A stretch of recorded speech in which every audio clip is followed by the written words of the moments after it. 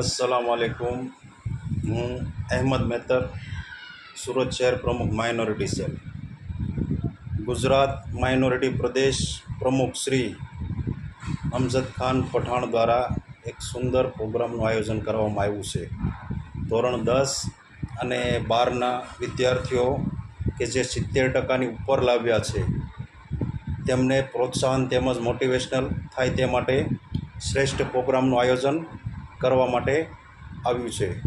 તો દરેક મિત્રોને અપીલ છે કે આ પ્રોગ્રામમાં વધારેમાં વધારે વિદ્યાર્થીઓ જોડાય તેવી આપણે કોશિશ કરીએ, તેમજ આ પ્રોગ્રામને સફળ અને શ્રેષ્ઠ બનાવીએ તેવી કોશિશ કરતા રહીએ.